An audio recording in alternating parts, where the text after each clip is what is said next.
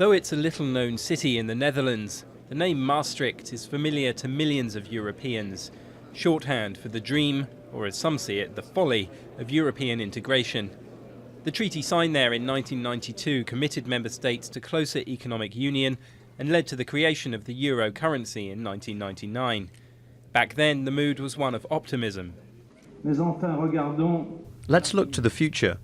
With economic and monetary union, the 12 member countries can hope to draw the greatest possible benefit of a common economic area with its social dimension too. But as Europe marks the 20th anniversary of Maastricht coming into force on the 1st of November 1993, any celebrations are likely to be distinctly muted. The financial crisis and years of recession, austerity and unemployment, which have trailed in its wake through much of the Eurozone, have seen the European project and the benefits of the single currency questioned as never before.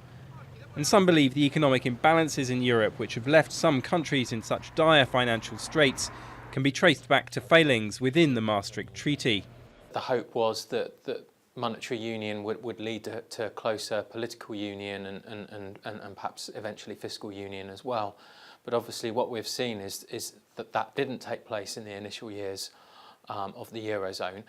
So in that respect, there's still a lot of problems with the Eurozone in the sense that it's very different to other currencies where you've got separate governments and operating under a single currency. While the immediate threat of a breakup of the euro has subsided, mere survival is well below what was hoped for in the early 90s.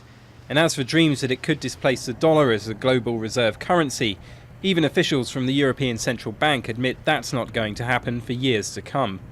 But defenders and signatories of the treaty point out that the Eurozone enjoyed strong growth for several years before the crisis hit, and that had Maastricht's rules been respected, the picture today would be less gloomy.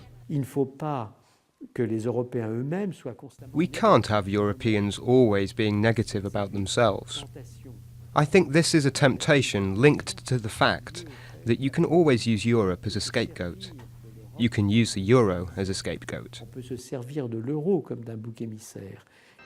With Latvia set to become the Eurozone's 18th member next year, and signs that growth is returning to the region, there are grounds for optimism. But 20 years on from Maastricht, the big challenge facing the EU as a whole is to find a big idea which Europe's diverse populations can rally around.